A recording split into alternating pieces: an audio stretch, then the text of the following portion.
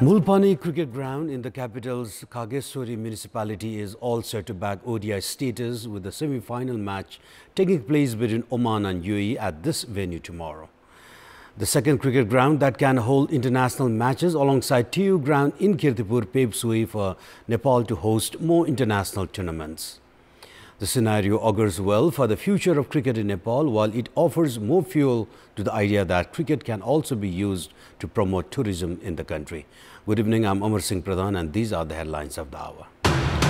All the petrol pumps in Kathmandu Valley operating against standards, mandatory requirement of parking, toilet and sprawled over 1.5 rupees of land openly flouted. The first House session of the Parliament to end only after settling the case of UML's on-the-run lawmaker Lakshmi Koiri. The role of the Parliament deemed lackluster with top-notch leaders limited to party meetings. Then government decision of providing 200,000 rupees compensation to disqualified combatants draws controversy. Finance Ministry says he is ignorant of the decision. Nepal takes on Kuwait in the first semi-final of the ACC Men's Premier Cup. Oman versus UAE in the other semi-final at Mulpani tomorrow. In a late evening development, it has been agreed upon to end the ongoing House session only after settling the case of UML's runaway lawmaker Lakshmi Koiri. The government had earlier decided to end the ongoing session of both the houses of the Federal Parliament from midnight tonight. The government has decided to end the first session of the House of Representatives only after settling the case of the UML's on-the-run lawmaker Lakshmi Koiri. During the House session today, the newly elected lawmaker Ravi Lamichhane had raised the issue of the lawmaker Lakshmi Koiri. Meanwhile, despite the Parliament session running for 3 months and 20 days, no bills were endorsed. A total of 3 bills were tabled at the Parliament during this period. Prime Minister Pushpakamal Dahal received the vote of confidence on 2 occasions during this period, first on the 9th of December and again on the 20th of March.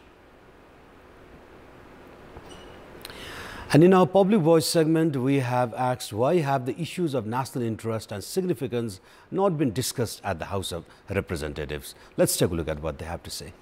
Public Voice. राजनीतिक दलले चाहिँ सबै मिलिजुली चाहिँ खाऊ बाडीचुडी स्वार्थ लिऊ फाइदा लिऊ भन्ने खालको अवस्था भएको भएर महिना दिनमा चाहिँ सरकार चाहिँ परिवर्तन हुन्छ कि भन्ने यस्तो किसिमको भइराखेको कारणमा व्यक्तिगत स्वार्थका निम्ति नबोलेको चाहिँ पाइएको छ। छलफल त सामान्य रूपमा भइराखेकै छ, तर कार्यान्वयन पक्षहरू चाहिँ केही पनि चाहिँ देख्न पाइएको चाहिँ छैन। एउटा सरकारले निर्णय गरेको कुरा अर्को सरकारले कार्यान्वयन नभएको कारणले सांसदहरू निजी नाफातिर बढी उन्मुख भएर स्थायी सरकार नहुनु।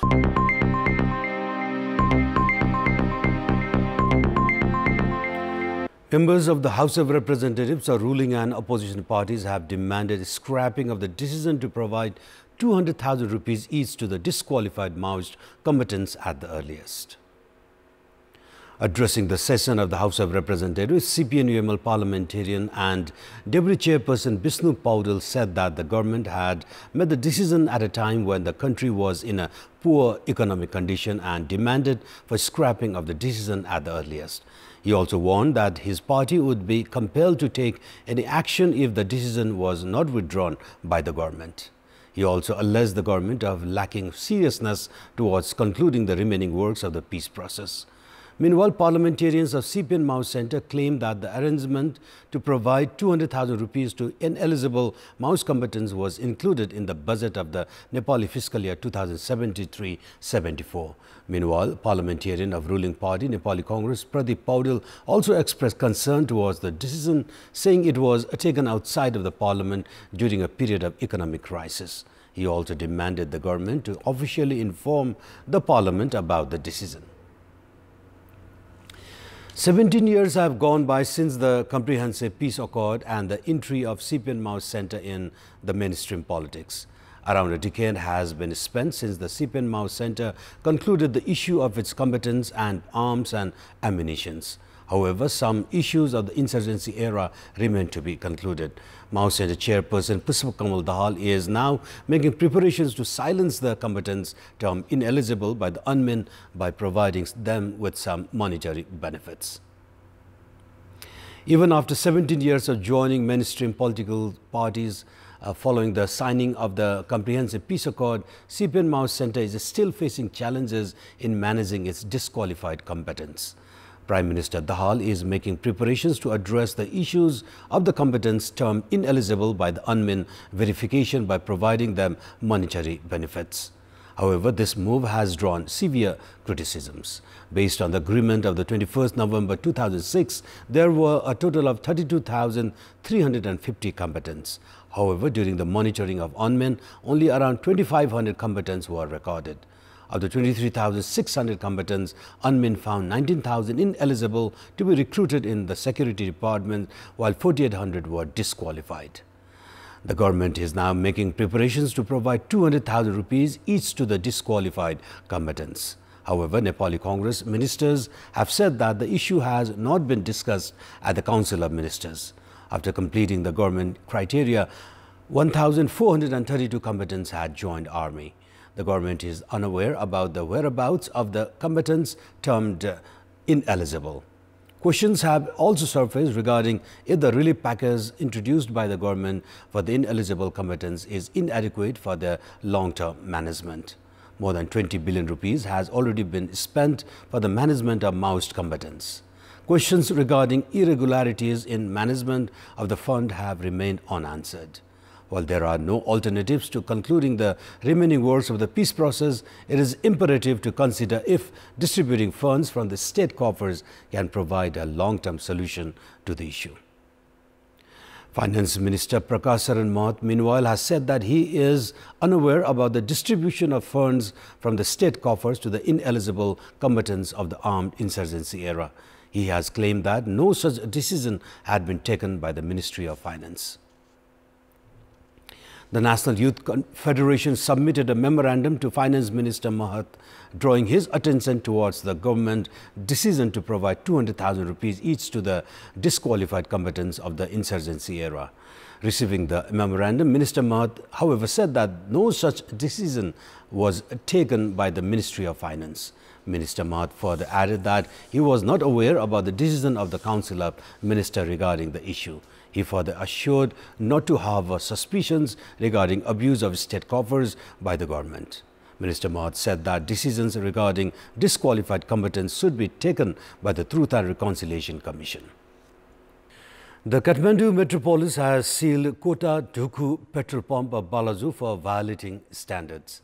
The fuel station, which has been in operation for the past 37 years, does not follow the revised standards. The Nepal Oil Corporation has put forward a new information according to which none of the petrol pumps inside the Kathmandu Valley meet the criteria. Based on the revised criteria of the Nepal Oil Corporation for distributors of petroleum products, most of the fuel stations of the Kathmandu Valley fail to meet the standards. Despite being established by following past criteria, these fuel stations failed to meet the standards set 5 years ago. Based on the revised criteria, petrol pumps inside the Kathmandu metropolis must be spread over an area of 1.5 ropenis, have a parking space, automated teller machine and toilets, among other facilities. However, the Valley petrol pumps do not have these facilities, while the NOC has made no efforts to ensure the implementation of these criteria.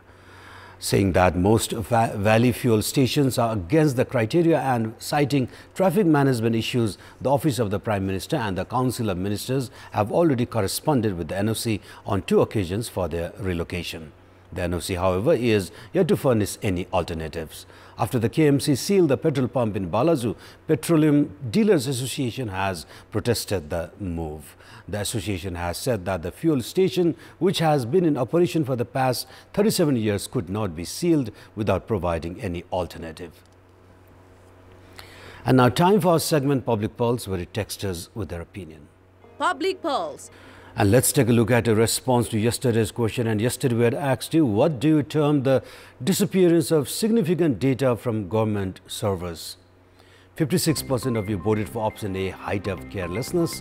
23% voted for option B, lack of technical capacity. And 21% voted for option C, weak mechanism.